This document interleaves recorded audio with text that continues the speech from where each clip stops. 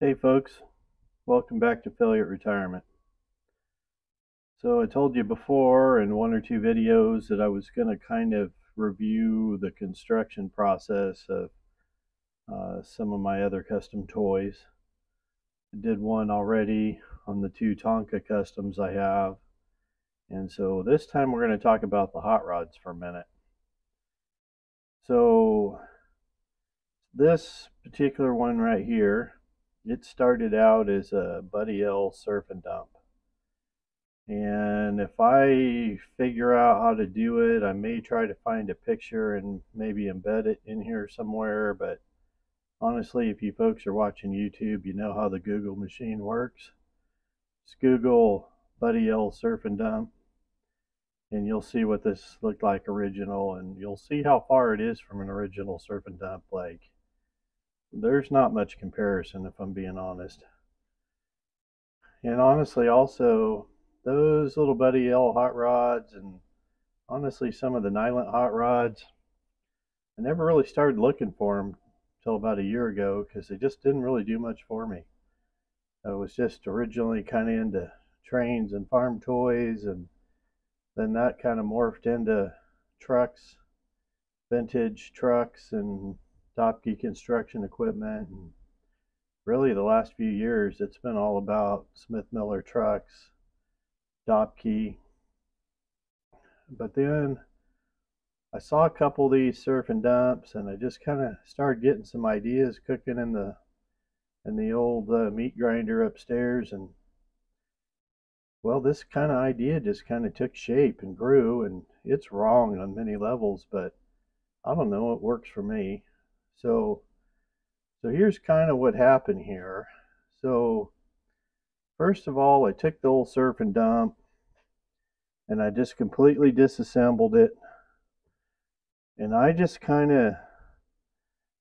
went crazy with the cutoff wheel. Like, I just started cutting stuff, just getting her out of the way, just like a guy would on a traditional hot rod. Just if it's in your way, just remove it. So I did that, and honestly, I'm not quite sure why I left the running boards, because you're not really going to see a hot rod of this kind that still has running boards.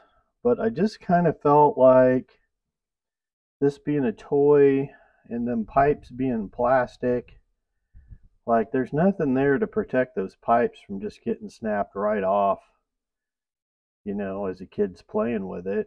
And all my stuff, like, I try to keep it toys. Like, I like the detailed stuff, it's neat, super cool to look at, but you reach a point where a kid can't play with it anymore, and that's just not my thing. So, yeah, I went ham and I just totally cut everything off that was in my way. And then, the whole back of the frame just didn't work for me. But the box, I like the box. And so I figured out early on that the box by itself without the frame really matched up with the cab really honestly very well. On the surf and dump, one of the problems I had with it is the box was just way too high. Just sat up way too high. So I decided the box was a keeper. And so what I did is I just took some flat bar. And so here in the back, that's like 1.5 by 8 flat bar, if I recall. And I recently acquired me a little Harbor Freight spot welder. And so I got that, and I just spot welded that box right to that 1/8 inch. But it wasn't going to work for me to bring that 1/8 inch all the way forward up to the front axle. I needed some frame rails to stick out. I looked at several different options, wasn't really happy with any of them, and kind of settled on this. I think it's 1/2 by 8 flat bar. I cut 2 strips, spot welded that onto what was left of the front of the Buddy L, left enough hanging out to weld my axle to. And then on the back here, these are Smith Miller wheels and tires, GMC tires specifically. So I make my own axles for my Smith Millers. Just 1/4 inch aluminum rod. I just chuck it up in the lathe and cut the groove. Smith Millers use a little C-clip that sits in a little groove there. So I make my own. So I made the right width for the back, and I had to kind of cut this for the tire so that the tires just, without cutting that, they just sat way too far out. So I cut that, moved the tires in a little bit. The front, I wasn't super happy, but I had to settle for a push nut on the fronts because I made this dropped axle out of a piece of rod, and I couldn't really put it in the lathe and cut the ring because I didn't know exactly where to put the little groove. So I had to go with push nuts on that.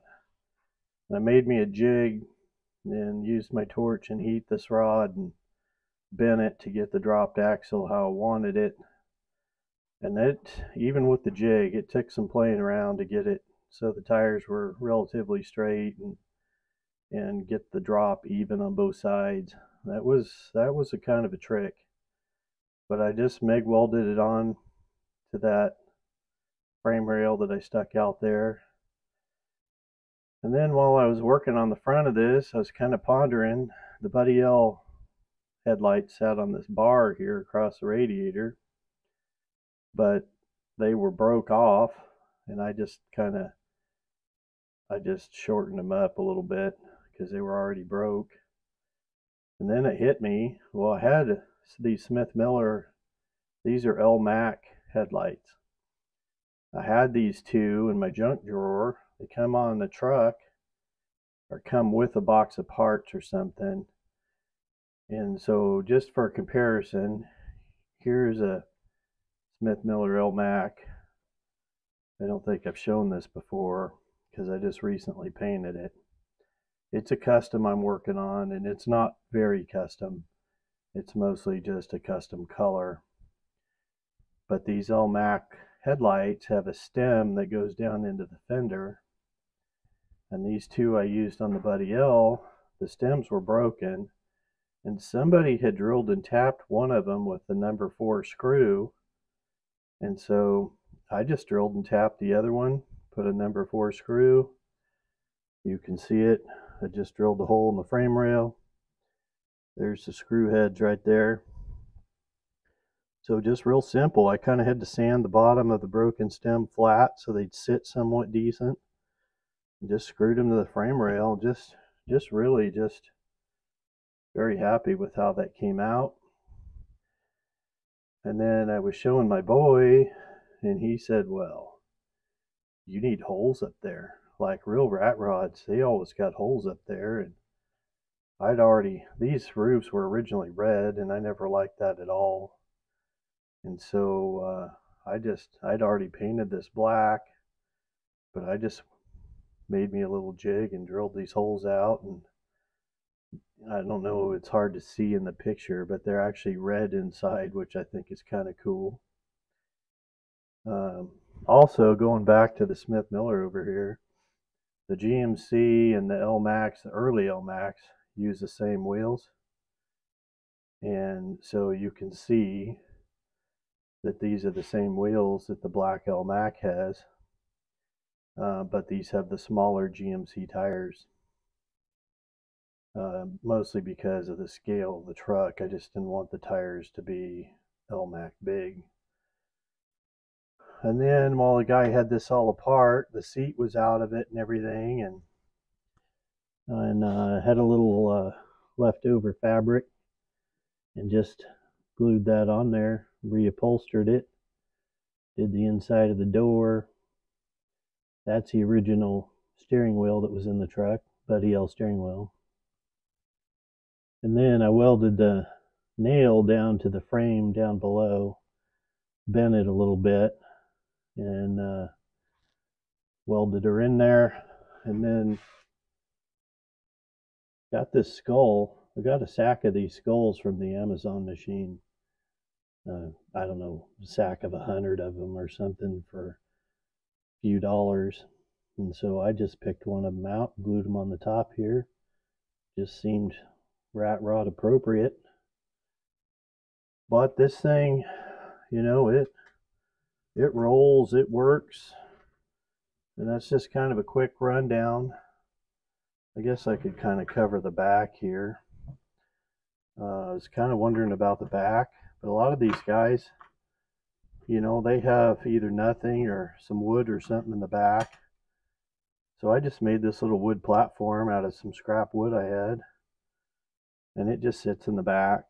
And you can see that, you know, I just drilled holes right in the side of the box for the rear axle to go through. Like, that's what had to happen in order to get it that low. Like, it's down there, it's about as low as it can go. I mean, it's just barely clearing there. So anyway, that's the hot rod dually truck. It's just kind of a weird little hot rod that, for whatever reason, came to be in my brain. So then we'll get just quickly into this is the first little toy hot rod I built. This is a Nylint Roadster. That's what it started out as. Model T Roadster, I believe. It's kind of, in a lot of ways, not a Model T, but that's what Nylint called it. In some ways it kind of is. But I didn't really like them either until it finally dawned on me. The guy could strip the fenders off and lower her down and kind of make something out of it. So I didn't use the cutoff wheel so much on this one. I just removed the fenders and got her down low. It took a little figuring out to get this where I drilled it for the rear axle, drilled the body just like I did on the truck, but still maintain that rear seat. I had to give the underneath of the rear seat a little love to clear the axle, but really, like, that's pretty, except for the upholstery, pretty Nylint original. And then up front here, I made these radius rods just out of a little piece of steel flat bar I had scrap laying around. Chrome painted them. I'm not really super thrilled with the chrome paint, but you know, I guess it's better than silver, maybe not, I don't know. Anyway, I really kind of wanted to make the dropped axle for this, but I wasn't confident that I was really going to get that even. Now that I've done the dropped axle in the truck, moving forward, that's probably definitely the way I'll go. Then one of the cool things I think about this, I don't know if you guys are familiar with the little tether cars, the little antique midget racer cars that had the gas engines in them that ran off a little tether string and they just went in circles till the fuel ran out. Well, that's where these wheels and tires came from.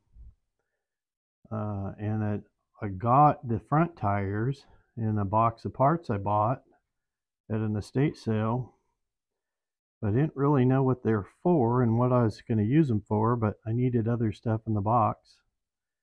So I bought them, got a couple pair actually, and figured out what they were and got the right wheels and knockoffs and got the rear tires to go with it. And I really kind of like the knobby tire. That's really why I kind of chose these wheels and tires, because I like this knobby tire so much on sort of kind of a little dirt track style car to me. And so that's why I ended up going with their Cox tether cars, if you want to Google that. Just a little old sprint car. Pretty cool thing to have back in the day. Anyway, then a friend of mine on the interweb, because we're all friends on the interweb, Taylor, he was good enough to send me this Buddy L steering wheel, which I thought was really cool for this. And I kind of did the same thing on this. Got a nail and made a shifter and put the skull on the top. So let's see, what's underneath look like here? I don't even totally remember. Yeah, there's not much under here. I just kind of glued that interior back in place, and I glued these pipes on here because, well, it had to have pipes. And got these tail lights. They're just some little glass beads I got on the Amazon. Thought they were kind of perfect tail lights for the old hot rod. Ended up, I don't know if I showed them, they're on here too. Anyway, that's kind of how the hot rods, how I went about building them. Just kind of a little bit of thinking, or a lot of thinking, and some time creating some parts and kind of getting everything to work together. Really helps on these to have a really good solid junk drawer with some just kind of some random spare parts that a guy can just start piecing together. And I always kind of wondered how people used to do this, but then once I got a good enough junk drawer, it's like, all right, yeah, this is starting to make sense. Like, the guy can just start fitting random stuff together, and at the end of the day, you kind of have something pretty cool. Also on this, I think I mentioned in the other video on this car, I upholstered both these seats, but they don't match, because on the rat rod, who matches upholstery? It's just, you know, whatever upholstery the car had, and maybe you throw a Mexican blanket on the seat, and well, that's what I was trying to recreate here. Anyway, appreciate you guys watching. If you have any comments, I'm happy to hear them. Suggestions, I'm happy to consider. The Smith Miller, like I said, this is just custom paint. There'll be more of a video on this, but it is probably months and months away. I'm making a custom trailer for this dude, and I think it's going to be very cool when it's done. I may actually try to do actual construction videos on that, but that's toy overhauling. That's kind of a winter occupation, so I'm not really sure when this is going to get finished. So it's kind of a debut here. More to come on this later. So appreciate you guys watching. Subscribe if you haven't. Like, I mean, I think there's some learning opportunities here from Old Failure on, well, basically things probably not to do. But subscribe and learn. I'm not much of a teacher, but it is what it is. Happy to have you watch. So thank you and have a good day.